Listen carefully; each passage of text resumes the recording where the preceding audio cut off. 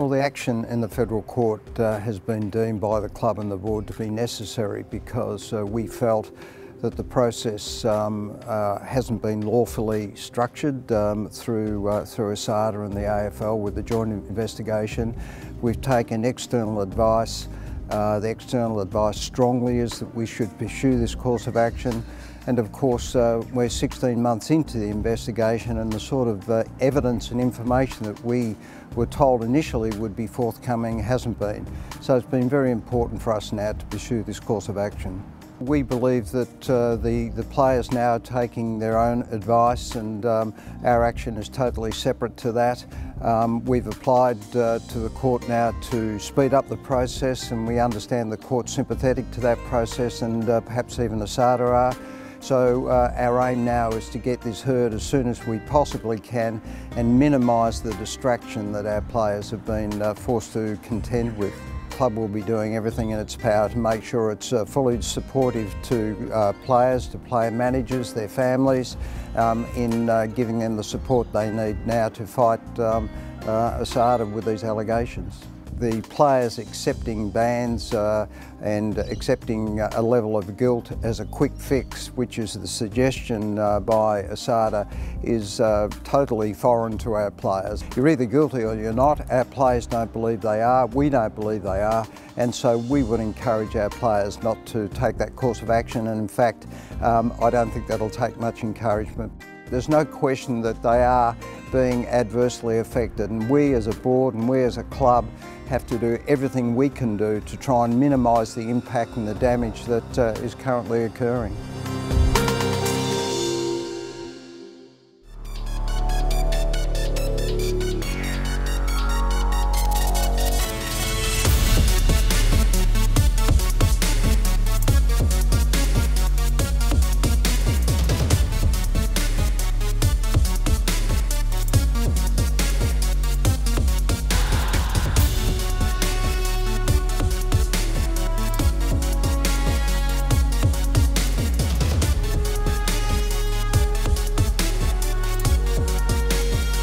Yeah, I've worked really hard along with all the other backline players with Matthew Egan this year, and he's been great for me and great for the group. Learned a lot off him because he's such a good player when he played, and he's a great coach, so I've been picking his brain all year, and I'll keep picking his brain as much as I can. I think just having a settled team, you know where each other run, you know how each other defends, how each other plays, we know each other's strengths and weaknesses, and we can just help each other in the game, and I think that's the biggest thing, is being settled and working with each other. I've worked pretty hard on my game and yeah, backed myself to improve, and I've probably backed myself to take my marks more rather than spoiling, which I think I've added to my game, but also it's my teammates. I think we protect each other more, and because we've got that sync together, it definitely helps my game. Round up the blue! Round up the blue! Drive him! Get low! Push! Work him out! Good Joey! Yeah, I think every year you have goals and aims for the year. Last year was the first year I played 22 games for a while without getting injured, so it gave me a real good base to start the pre-season, and I had a few things to work on with Ego, and he's helped me a lot with them, and managed to stay injury-free all the pre-season. We went to Colorado and did the altitude stuff there, which was great, and then yeah, managed to take it into the year. We trained pretty hard for about 2 weeks over there, and I've definitely got the benefits of that, and then that allowed us to train harder in January and get even more benefits, so you know, it was a great trip for us.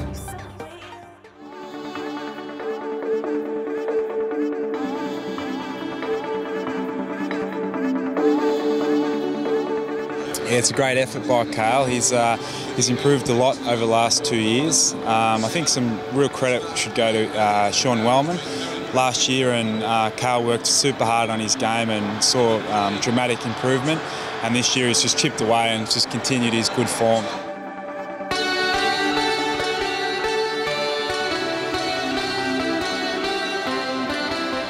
I think the best thing about Ego is, well, he taught us a lot last year, and he's just built on that. He hasn't tried to change too much. He's just built and added a few things to the defensive group and to the attacking side of things as well. He's quite a relaxed guy. He shows really good intensity on the ground, but he can be pretty quiet. He's not a really vocal guy, but he's someone that's always last on the track.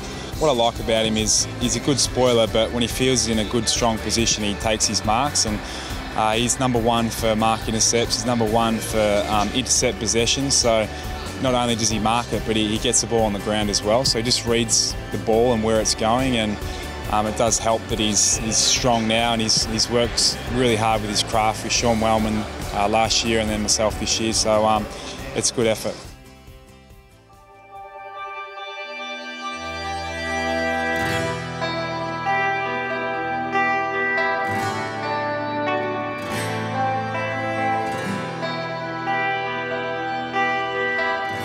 Oh, it's obviously exciting to play 100 games. I think it's more exciting for my family and people that are coming over and have always supported me along the journey. They can see that they've made a lot of sacrifices for me, and I think it's a bit of a reward for them. But from my point of view, it's just an important game this week. I feel excited when you run out, the crowd's cheering, run through the banner, and you're always excited, and you just want to try and perform for the team and do your best and what the team wants you to do. My old man, Rob, he coached me as a junior for footy, and he was really supportive and really a positive person. He's been a great influence on my life in football and off the field. And Mum, the same thing. She always drove me to everywhere, to all the games, all training, and she's made a lot of sacrifices along the way that I'm really appreciative of. Every game that Cale plays, it's nerve-wracking because you're out of control, so you've got to watch him play. So every game's nerve-wracking. He's worked really hard at his game, and it's really good to see him, getting the recognition that he deserves. And he's had a really great year, and we're really proud of him. But he's very devoted and determined. High maintenance, but high activity, so that probably goes well. I always think no matter what he did, whether it was cricket, basketball, T-ball, he was always one of those guys that's going to improve, and he was always going to be good. So he gives everything 100%, and most things in his life he's been successful. So as parents, we're really proud of what he's achieved.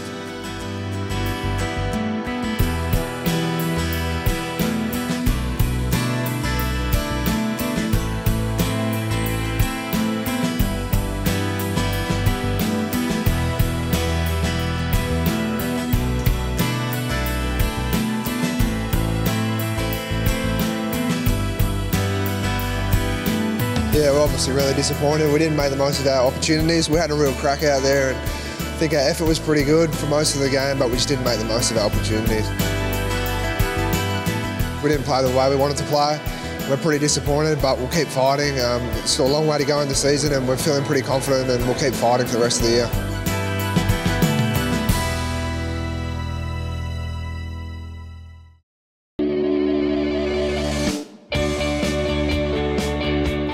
G'day, Tom Williams here in beautiful Tullamarine, Victoria, with some very excited Essendon Football Club fans. Now, they've been given the chance to ask Bombers players any question they like, as True Value Solar continues to give value back to Essendon footy fans.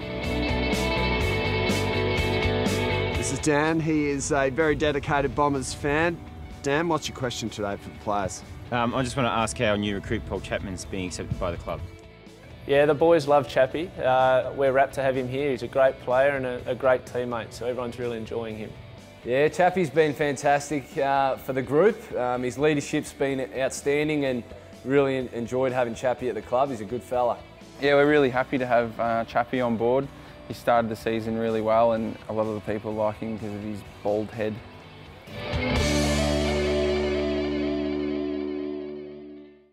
We're here today to see an Essendon fan earn their sash. Normally these sleds have weights on them, but today he's got 95 kilos of me. Ready to go, Andrew? Yeah, mate, let's go. Good start, mate. Nearly threw me off the back. Keep pulling. Oh, where's Travis Colley when you need him? Needed to go. Great stuff, nearly there. Keep pulling. Oh, smashing it. Good work. That'll do you, mate. Great work, Andrew. Cheers, mate. Another Essendon fan has earned their sash. If you'd like to earn your sash, tell us what you're prepared to do via our hashtag. One way to earn your sash is to visit the Kia website and see the many great deals currently on offer across the entire Kia range. So visit kia.com.au and find a deal that's right for you. You can even leave the sash on if you like.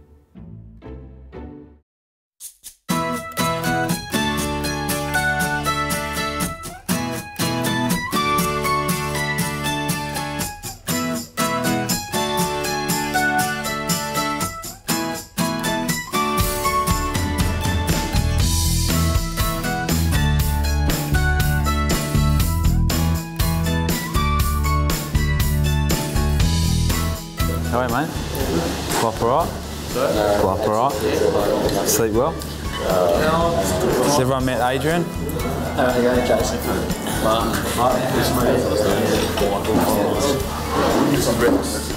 Hey Rexy, have you met the boys? Sorry about yesterday, mate. We don't get many opportunities to get away from the club and spend time together, and I think after yesterday's loss, it's probably a good time to get together actually, where we can just sit down and talk about things, maybe how our season's gone, but then a little bit about how we are as a group. So pretty lucky to be here at La Luna and yeah, get a nice feed together. So guys, this is some of the meats you would have seen. So there's prosciutto, tête fromage and then steak focaccia. Probably keeps getting brought up, but we'll talk about it tomorrow, how we can keep driving when the game looks good and keep driving it, and then when it doesn't look so good, so when things change late in the third, they start to get a run on, how we can actually change it back and get momentum again, rather than just give up 3 goals, give up 4 goals. In the last quarter we gave up 5. I think their mids kept beating us back. You know, we weren't, it's not like we were bad in the back line, our one-on-one contests or anything, but every time we got a spoil or, you know, a drop mark in front of us, like someone in the mid would just come and swoop it up, and whether it was Vince or, you know, one of the other young kids trying to kick a goal, that just sort of killed us a bit, and then sort of opened us up. So even though we missed goals, we should, yes, we missed some easy ones and we should be up by more, but we're still up by 30 points. We've got control of the game. You know, halfway through the third, they're only 23 points, so we're on track to do well. So maybe just have a think about that for tomorrow's meeting, how we can maintain our good footy when we're playing well, and when it turns, how you guys can drive it and bring it back, because I reckon that's what will be the main talking point tomorrow. They are a group that look to help each other and come off their opponents and help each other in the air, so I think we've been really good at that this year. Our attacking game we're working on, I saw some really good development in that yesterday, where we took the game on through the corridor and saw a lot of different guys joining in. So we're obviously getting the ball back. We obviously just need to try to help create a few more score opportunities, which we're working really hard on. I'm a pretty positive coach, and most of the time I do keep it positive, but definitely today after the loss, and we did a lot of things right and a few little things we can get better at, but we'll deal with that tomorrow in the review, and today is really just about each other and spending some time together.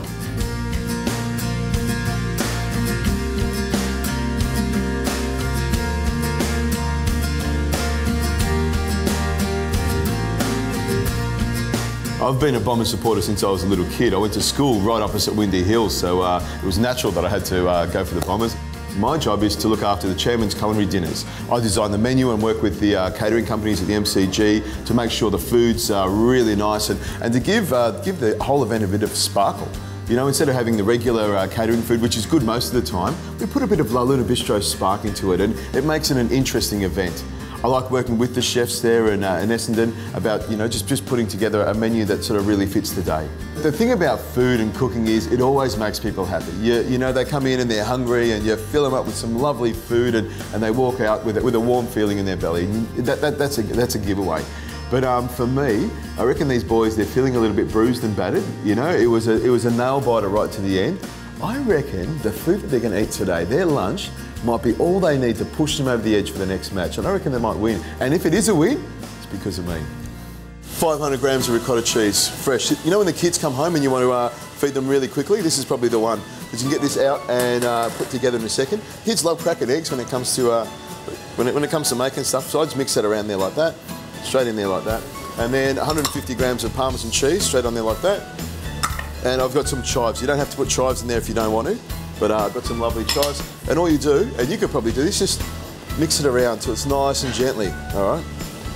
There you go, you have a go with that one, and then I'll bring it together. There you go. And in a second, you'll feel it starting to come together as a little ball. That's it. Put it on the floor? Yep, squeeze it together. Don't worry about the floor, we get that hose down later on. That's all right. Yeah, that or the mice come and nibble away at it. Oh, that's it. Right. You see that come together? Now what I'll take over. See that, just squeeze that together. There we go. You can see I put some chives in it. And how old are your kids? Yeah, 12 and 14. Yeah. So any green in it, they're not going to want at all. Yeah. But, so all I do is dust it with a little bit of flour like this. And then, there we go. And then all you need to do is just roll it out like that. So if you grab one of those, roll it out like that, and you get like little cigar shapes. It may crumble up a little bit. Yeah. And then all you do with these ones here is I just cut it.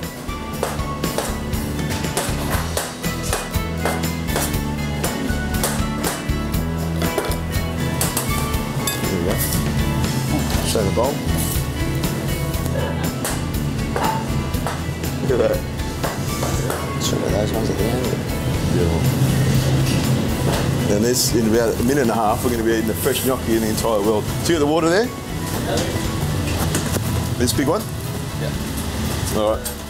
Hey, there's a few kegs in here, wouldn't there? Yeah. In it goes. There we go, and that's coming up to the top there. So I want to get it all nice and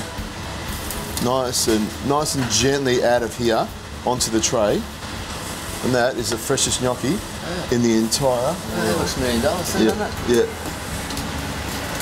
Beats the old packet jobs I get sometimes on the way through home. I just need to whack them in the... You're not going to talk about that here. Yeah, exactly, it does.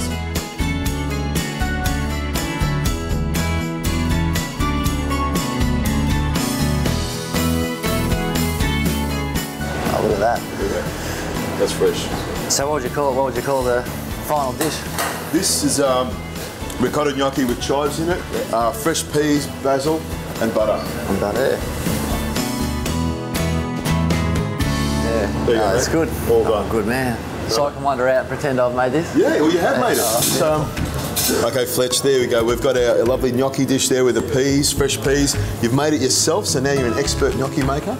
Got a beautiful wine here. You'll have to have a taste of this one. It's been, obviously 22 seasons, so to get a wine named after you and a beautiful dish like this, we're pretty happy.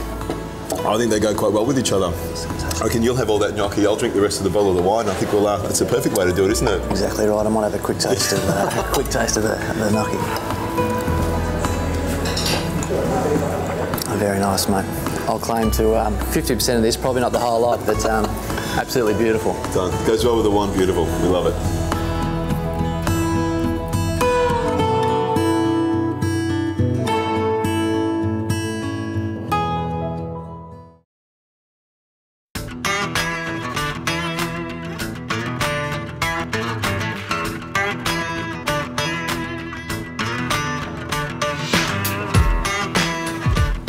My first sash is the number 47. It was presented to me by Simon Madden before round 1 this year against the Kangaroos.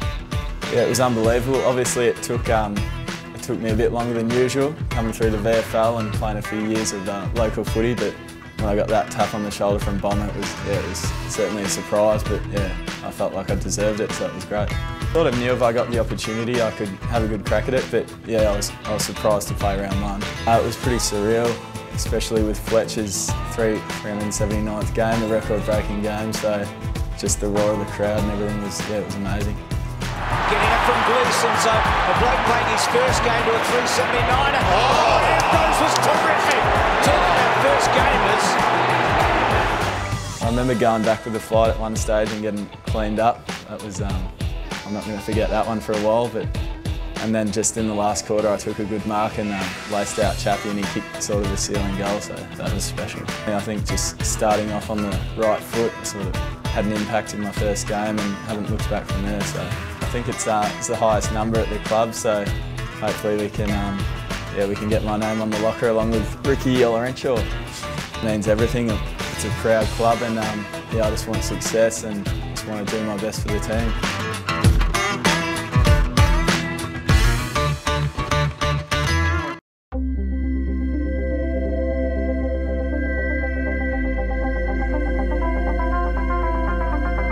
I always loved footy, always still do, love the game of football.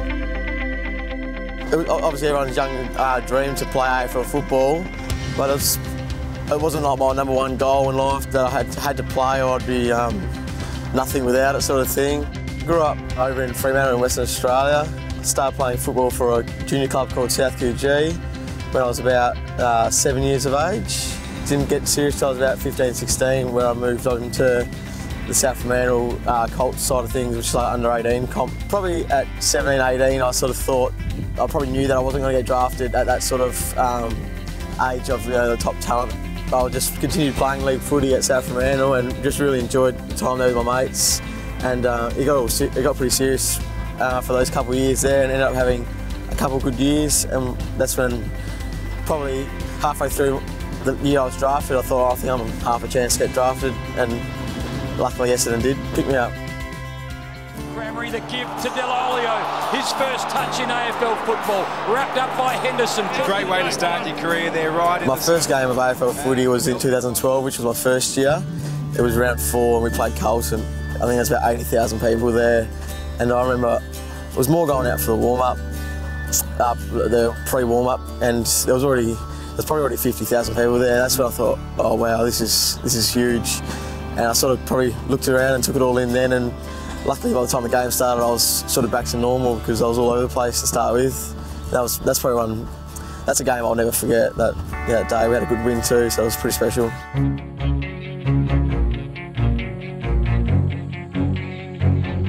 Probably the toughest thing for being over here has been, I've been on the rookie list for 3 years, been upgraded each year at different stages of the year, and for the first, when you're not on the senior list and you're playing and you're not up for senior selection, it's pretty tough.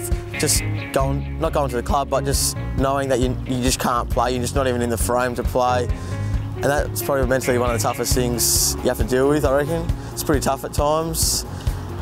Last year was really tough. There was just no opportunity at all, and the team was going so well, and watching them play, you had mixed emotions because it was great to see them win, definitely early in the year, but not even to be a chance of being a part of it was pretty tough, and yeah, it took a while to overcome. Lucky enough to get a few games later in the year. Howard trying to inch the footy inside 50. It's cleared the pack. Little soccer through goal. I think it's an opportunity here with Dell'Olio, and it is a goal. So Dell'Olio's first game of the year, first goal of the year. He's kicked 27 goals in the VFL this year though, BT, so he's in pretty good form. So now that I'm obviously on the senior list, I think for pretty much the rest of the year, I'd love to play as many games as possible and try and cement myself in the team, or at least show that I'm capable of playing a quality AFL footy. But with some of the players we've got there in Jason Winderlick and Chappie, and then also Zachy Merritt going so well, there is competition for spots as that smaller sort of forward. So for the rest of the year, I just have to try and go as well as I can at AFL level, or if not at VFL level, and just show that my VFL footy is consistently very good, and that gives me the opportunity to play at that level.